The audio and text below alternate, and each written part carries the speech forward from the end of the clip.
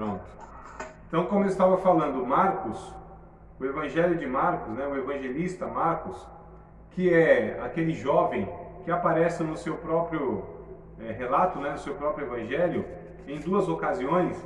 Primeiro, quando Jesus ele vai celebrar a ceia, né, e ele diz para que os discípulos procurem um jovem que estaria com um cântaro na cabeça. É bem interessante essa passagem aqui, lá no capítulo 14, né, quando Jesus celebra a ceia, e diz para os discípulos, aqui ó, capítulo 14, não sei se vocês estão abertos aí no Evangelho de Marcos, puderem abrir aí, tá?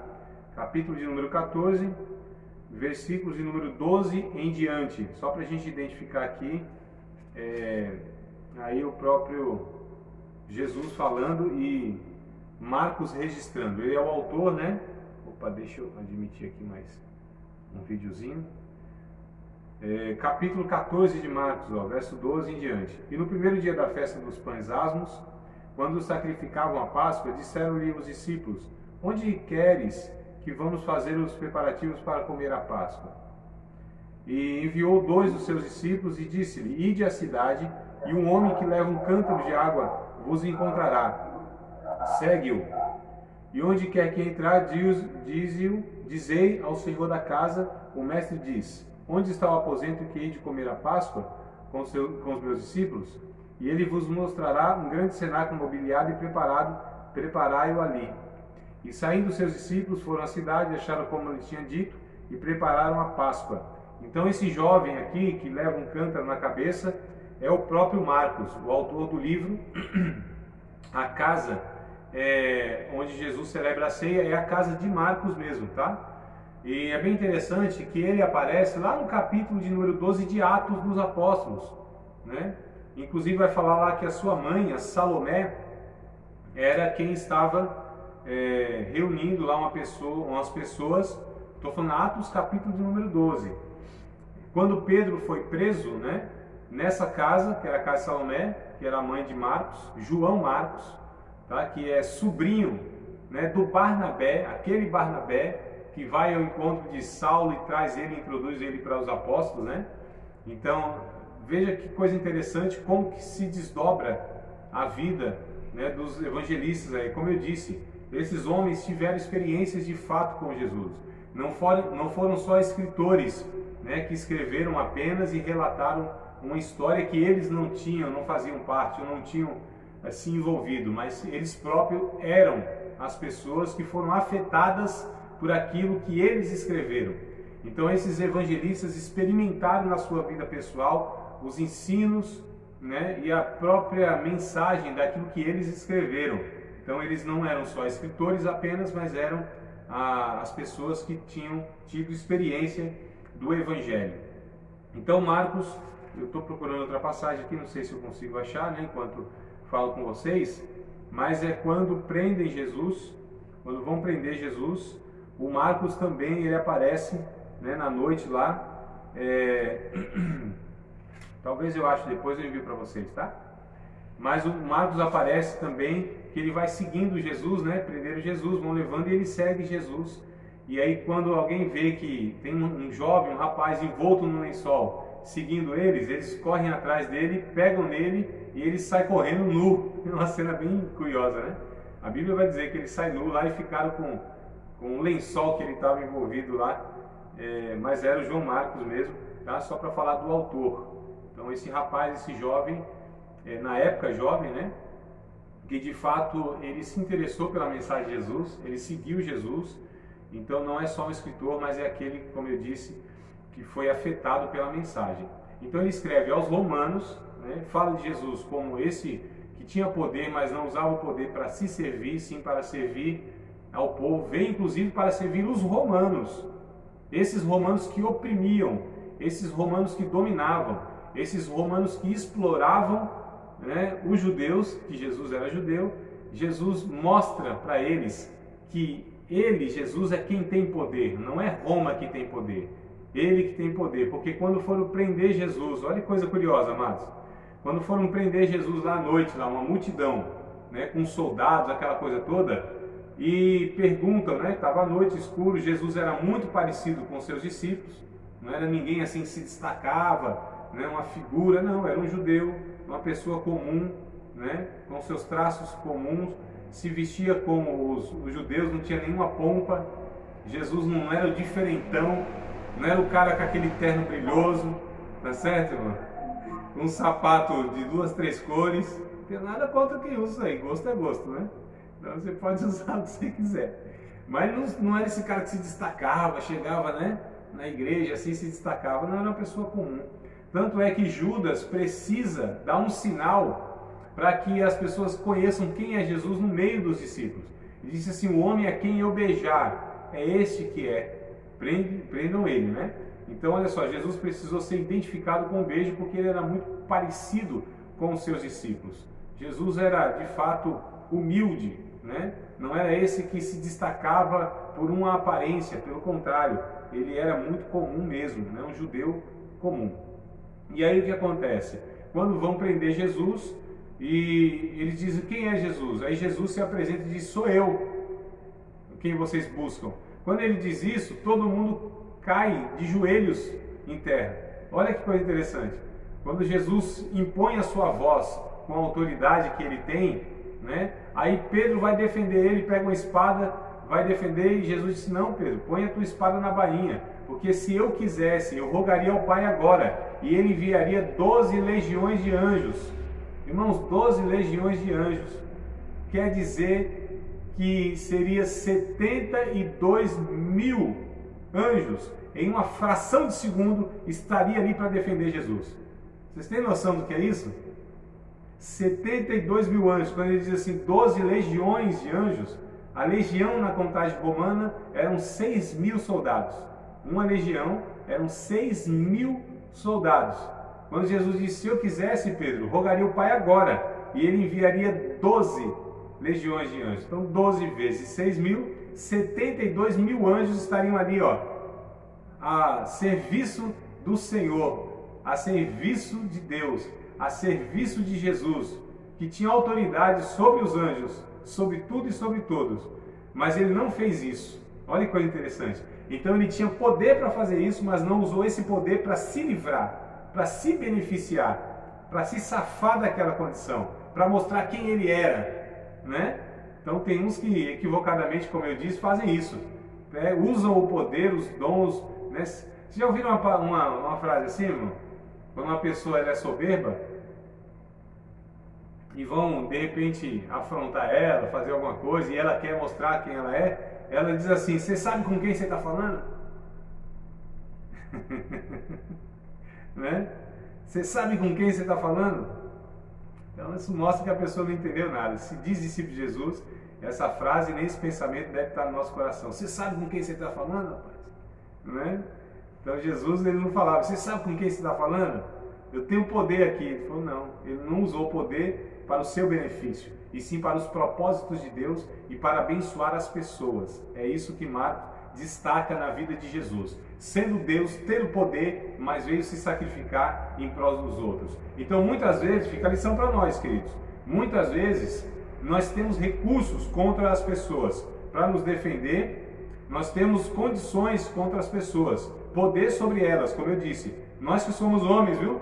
Aqui, ó, tem uns varões aqui, parece que até as varoas aí estão ausentes agora. Mas muitas vezes nós, como homens, queremos nos impor sobre as mulheres, mandando nela e oprimindo elas.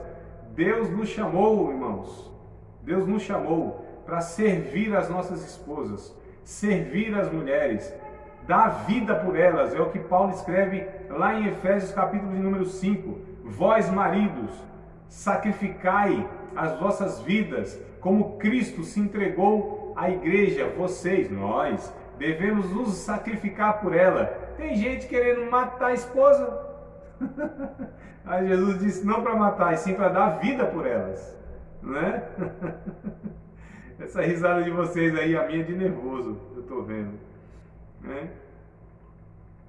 Olha só, amados, então é isso que Jesus nos ensina, é isso que Marcos nos ensina no seu evangelho a respeito desse Jesus, Deus poderoso, mas que veio para servir as pessoas, abençoar as pessoas e beneficiar essas pessoas, usar os seus dons, o seu poder para estar abençoando. essas pessoas e não se servindo delas, e não sendo exploradores das pessoas, tá certo? Tranquilo? Evangelho de Marcos, resumão aí. Vamos partir aqui para o Lucas, então.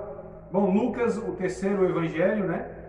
Desse que nós chamamos de sinóticos semelhantes, o mais completo de todos, no sentido que ele traz detalhes, informações que os outros não têm, só tem no evangelho de Lucas. A gente não vai ver 13 parábolas, por exemplo, que tem no livro de Lucas, não vamos ver nos outros dois, no Marcos e no Mateus. Tá? Algumas parábolas que eles têm lá, aliás, as parábolas que Marcos e Mateus contam, Lucas também conta. Mas tem outras 13 que Lucas conta e os outros não contam. É só ele que reúne essas informações. Então, o evangelho mais completo, mais minucioso, mais detalhista. Lucas escreve direcionado aos gregos, aqueles que buscavam na sua filosofia de vida a perfeição, né, a perfeição intelectual, a perfeição física, o homem perfeito, é o que eles buscavam, os gregos, né? E aí Lucas mostra para eles que há sim um homem perfeito, um homem que nunca pecou, um homem que nunca foi injusto, um homem que ele não tinha falha e não tinha falta nenhuma no seu caráter, na sua vida. Era esse homem perfeito, o homem santo, o homem puro, o homem cheio de sabedoria, né? Era esse Jesus que esses gregos tanto buscavam, essa idealização de homem perfeito. O Lucas escreve, é Jesus esse homem perfeito. Se vocês querem ser então, querem buscar e ter um parâmetro de um homem perfeito, sigam a Jesus. Esse Jesus, né? Que é a sabedoria de Deus.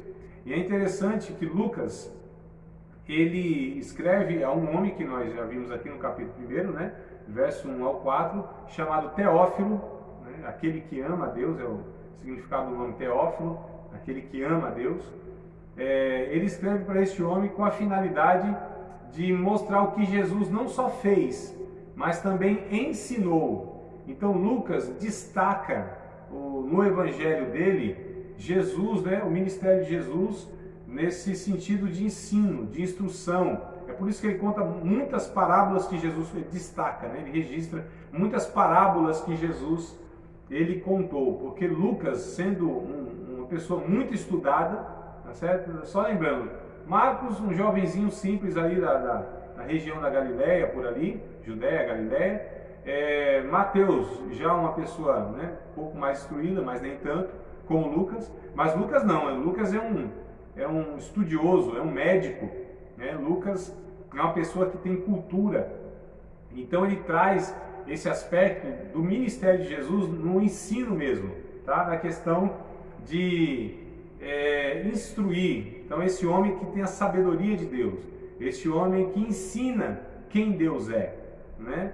Ele não só prega com essas pregações. Amados, um detalhezinho que eu quero deixar aqui, quero observar, tomando como lição para nós, né? Eu não sei quantos dos irmãos pregam, ensinam, aconselham, enfim. Mas uma coisa que é certa, Jesus, ele nunca pregou como nós pregamos. Jesus não tinha esse perfil de pregador, como as igrejas hoje, muitas vezes, né? Principalmente as nossas, pentecostais, formam, se é que formam pregadores, mas o perfil eu digo, com essas pessoas que pregam dessa forma. Jesus ensinava, Jesus instruía, Jesus era um mestre por excelência, Jesus parava, Jesus expunha, explicava, né? Ele mostrava a doutrina, o ensinamento, guiava as pessoas, corrigia as pessoas, identificava em cada situação o que deveria ser corrigido e ele ensinava. Então o ministério de Jesus é de ensino, tá certo, amado? Jesus não estava preocupado com a agenda cheia, Jesus não estava preocupado se o fogo ia descer na igreja, Jesus não estava preocupado em ser convidado a próxima vez para pregar, Jesus não estava né, preocupado se o povo ia aplaudir, ia falar, nossa, vaso, Deus te usou, hein? Isso é fogo puro, hein? Né? Ele não estava preocupado com essas coisas, amados, que a gente vê um negócio estranho, né, que a gente vê, Jesus ensinava. E Jesus ensinava para aqueles que queriam aprender. E Jesus ensinava de uma maneira que espantava aqueles curiosos e atraía aqueles que de fato queriam saber a respeito dele. As parábolas servem para isso.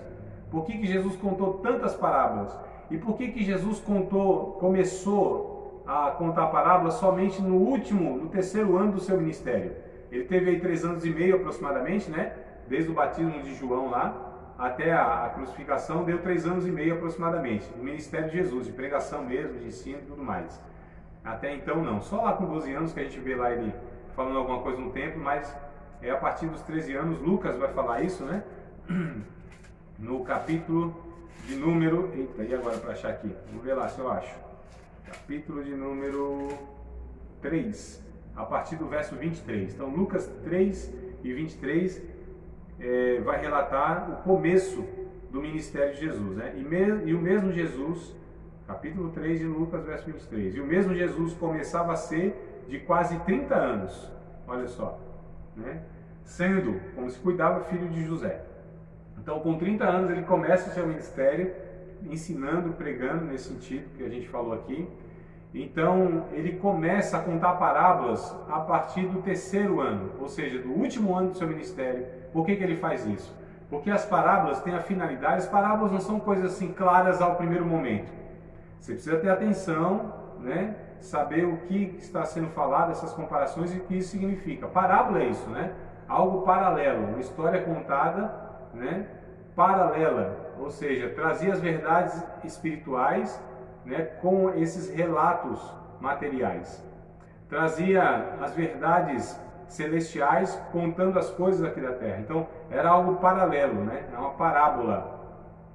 E aí, quando Jesus contava, as pessoas ouviam, e rapaz, não entendemos nada desse negócio não, vamos embora. Não tinha disposição para aprender. O que eles queriam mesmo era coisa imediata. O que eles queriam, na verdade, era algo muito fácil. Tinha que ouvir, aprender e acabou, né? Muito esforço para eles não valia a pena, não.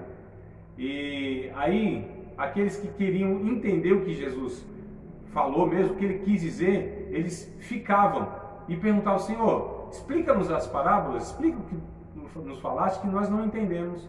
Aí Jesus ia dar atenção para eles devido a falar: tá bom, vocês querem saber? É assim, assim, assim, assado.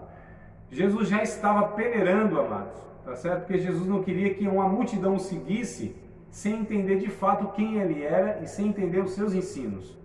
Jesus não estava preocupado em igreja cheia, não estava preocupado em sala cheia, não estava preocupado com as multidões no sentido de números. Isso é besteira nossa, isso é vaidade nossa, tá certo? Que a gente quer sempre, né, ver um jeito de não espantar o povo, de atrair o povo e não perder aquele povo. Jesus não, ele pregava a sua mensagem fazendo com que as pessoas entendessem quem ele era, né? E as pessoas entendendo quem ele era, então escolheria segui-lo ou não pelos milagres, não pelos benefícios, não por curiosidade e nem por outro motivo, a não ser entender realmente a mensagem de Jesus. Então Jesus já ia peneirando aqui. Até os seus discípulos falaram: Senhor, nós não entendemos o que o Senhor falou, não. Explica-nos para nós. E aí Jesus explicava para eles, né? Então as parábolas já são uma triagem, é onde Jesus já vai selecionando as pessoas que de fato o amavam, tinham interesse em aprender quem ele era. Então ele ensinava. O ensino faz isso. E a gente percebe muitos, não sei a realidade de vocês aí, onde vocês congregam, as experiências que vocês têm na igreja de vocês. Mas, infelizmente, as pessoas não querem sentar para aprender. Elas não querem estudar a Bíblia. Elas não querem refletir na palavra de Deus. Elas não querem ouvir o ensinador. Elas não querem ouvir uma mensagem expositiva, instrutiva. Elas querem ouvir uma coisa rápida, imediata, uma coisa que traga muita solução para ela rapidinho, uma solução rápida, né? Querem ouvir uma pessoa que traga lá uma resposta rápida para a sua vida. Elas não querem pensar. As pessoas não querem ouvir os ensinadores.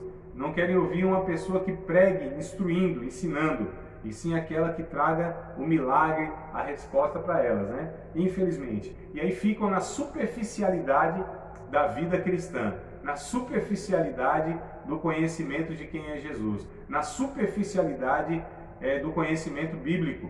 E aí a gente percebe que não são poucos aqueles que, embora estejam muito tempo na igreja, 10 anos, 15 anos, 20 anos dentro de uma igreja, mas não ainda conhecem, não sabem, não têm a maturidade de discernir o Evangelho, de discernir a palavra de Deus, de viverem uma vida com a consciência e a compreensão e o entendimento das Escrituras Sagradas, porque não estudam, não refletem, não desejam saber de Deus, só querem sentir de Deus. Saber de Deus não querem, porque isso custa, né? Custa o tempo, custa o esforço, é o confronto da palavra de Deus, desconstruindo muitas vezes aquilo que eu já tenho, então, equivocadamente muitas vezes, né? Então é isso que Lucas apresenta Jesus como sendo esse homem perfeito, a sabedoria de Deus, e fala isso para os gregos. E aí nós vamos para o último evangelho, que é o de João. Vocês estão por aí ainda, amados? Estão por aí ainda, não? E aí o vídeo de vocês aí tá fechado. Só para saber, que eu fico meio assim, será que eu estou sozinho aqui? Isso, Varão, me ajuda aí, Leandro. Só tu sobrou, mas tá bom, Varão. Pelo menos um me ouvindo aí, a gente vai pra frente. Vamos lá, os irmãos aqui sumiram do vídeo, né? Vocês estão aí fazendo outra coisa. Então vamos lá, Evangelho de João. Tem alguma pergunta a respeito de Lucas? Como está aí? Tranquilo? A gente prossegue? Pode ser? Então vamos embora. Bom, o Evangelho de João, diferente dos três, né, que nós falamos, o Evangelho de João, ele apresenta Jesus para a igreja. Então João, ele fala de Jesus com a finalidade de aqueles que creem em Jesus para que continuem crendo, e aqueles que não creem em Jesus para que creiam que Ele é o Filho de Deus. É o que João vai dizer lá no capítulo de número 20, verso 30 e o verso 31. O propósito desse evangelho ser escrito, né? Os sinais que Jesus realizou, os milagres que Jesus fez, teve um propósito único, principal, que é mostrar quem Ele era, ou seja, o próprio Deus. Então o Evangelho de João, ele é direcionado à igreja, porque naqueles tempos já estava, né, existindo algumas pessoas que ensinavam coisas erradas a respeito de Jesus, que, por exemplo, ele não era Deus. Eles ensinavam, Jesus não era Deus. Jesus foi um profeta, Jesus foi um homem, mas não Deus. Então João combate, né, essa doutrina que é chamada de gnosticismo. Eles não acreditavam que seria possível Deus, como era santo. Não é que eles não acreditavam em Deus, tá, irmãos? Mas eles não acreditavam que, sendo Deus santo, poderia encarnar, poderia se tornar um homem, um ser humano. Eles não acreditavam nisso, né? O gnosticismo. Então João já começa, não, no princípio era o verbo estava com Deus e o verbo era Deus. O verso 14, né?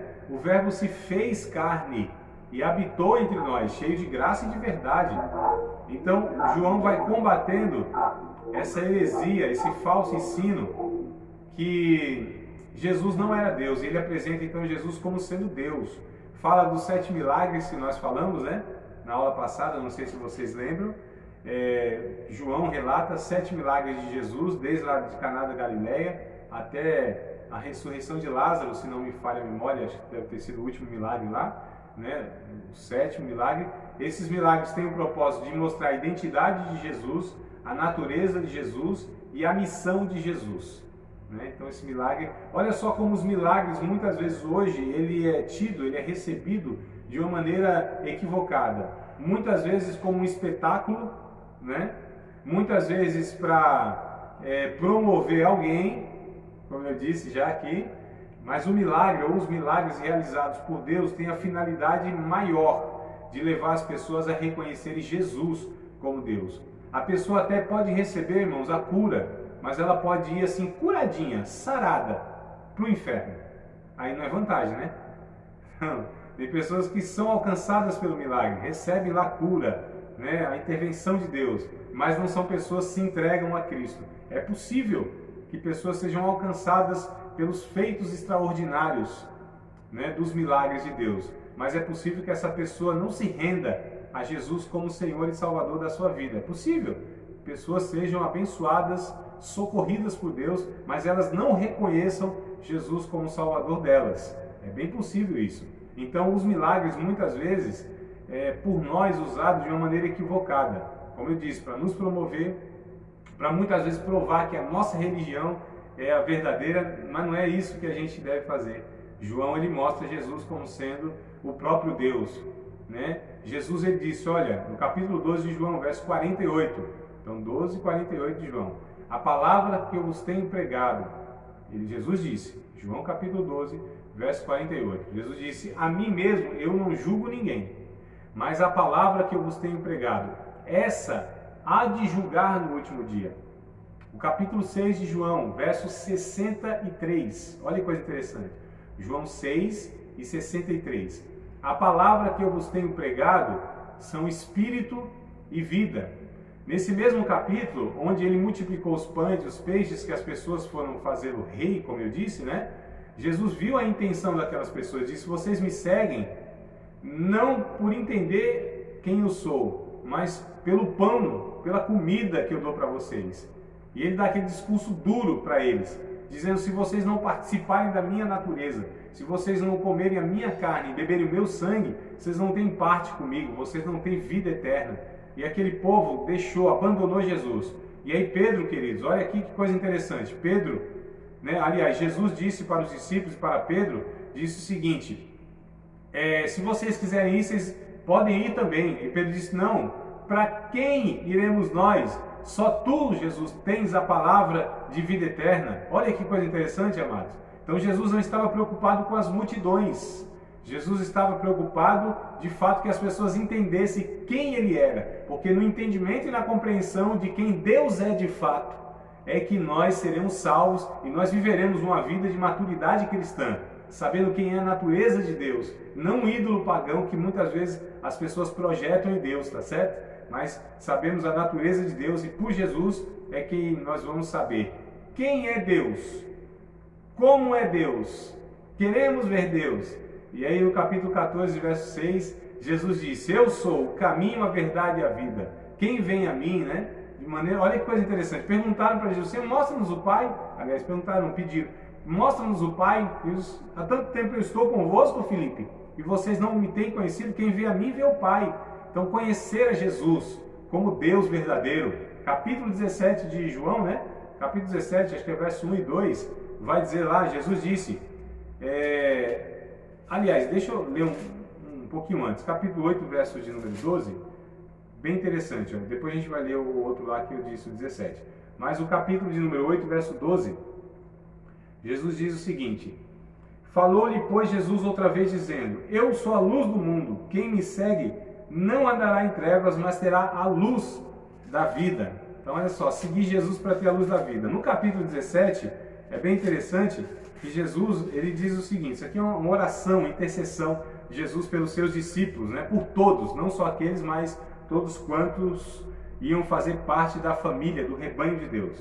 Capítulo 17, verso 3, ó, e a vida eterna é esta, que conheçam a ti só por único Deus verdadeiro e a Jesus Cristo a quem enviaste.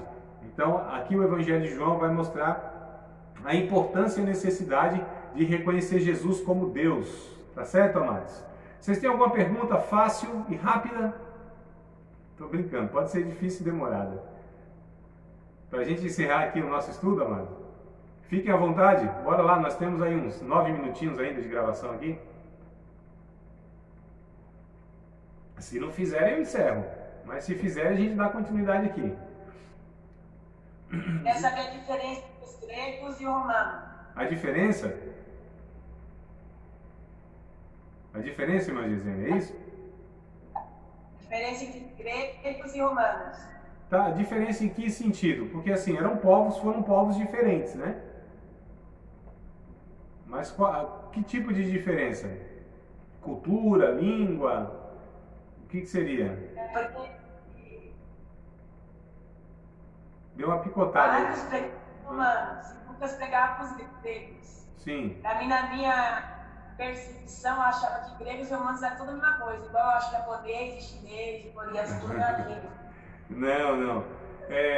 Houve, né, na história os impérios que dominaram o mundo, né? Então, no ano 333 aproximadamente aí, os gregos começaram a se destacar no mundo, né? Depois veio aquele famoso Alexandre o Grande, que onde dominou as nações, né? Um grande, inclusive ele também morre lá com a idade que Jesus tinha, 33 anos, né? Morreu muito jovem. E ele muito jovem ele se destacou, né? Acho que com 25 anos no máximo. 25 anos ele dominou o mundo. Com 25 anos ele já tinha dominado literalmente o mundo mesmo, né? Era um estrategista de guerra, né? Era um homem inteligentíssimo. Então, é ele que propaga toda a cultura, né, pelo mundo. A filosofia nasce na Grécia, né? Os grandes sábios, os filósofos, né? A cultura em si. E eles tinham as mitologias, né? Essa busca mesmo da perfeição humana, né? Aqueles semideuses, né? Essa mitologia grega que nós aprendemos inclusive na escola. Então, os gregos, eles surgiram aí desse ano 300 e pouco, tá certo? Até bem próximo de Jesus ali, que onde depois veio Roma, né? Que vence aí esse império grego. Tanto é que foi conhecido depois como grego-romano, Império Greco-Romano, né? Essa transição. Os romanos... São povos Oi? Então, eles são diferentes. O grego e o romano são povos diferentes. Sim, sim. A língua, inclusive, né? A língua grega, olha como eles influenciaram tanto o mundo, né? A língua deles se propagou por todo o mundo. Até os judeus falavam grego. Jesus falava grego também. Ele falava hebraico, aramaico e grego. Tanto é que o Novo Testamento é escrito em grego, né? A língua original do Novo Testamento é grego. E o povo judeu não tem a sua língua mãe, né? Grego, é o aramaico, né? O aramaico e o hebraico. Mas influenciou tanto, mesmo Roma, depois dominando o mundo, a cultura, a língua ainda estava em muitos povos, né? As pessoas ainda falavam o grego. Então eram povos diferentes, a cultura diferente, né? E depois veio os romanos, eles dominaram o mundo, também propagaram a língua, que era o latim. Eles conquistavam assim, havia muita insegurança no mundo, né? Então, muita desconfiança no sentido de que você não tinha segurança em lugar nenhum. Roma estabelece uma paz mundial, ainda que a paz era pela espada, né? A paz era pela força, era imposta, é uma contradição, né? Mas Roma foi aqueles que eles trouxeram uma mudança no mundo, construíram estradas, né? Eles organizaram a questão política também, embora a Grécia, que vem trazendo essa ideia de política, de polis, né?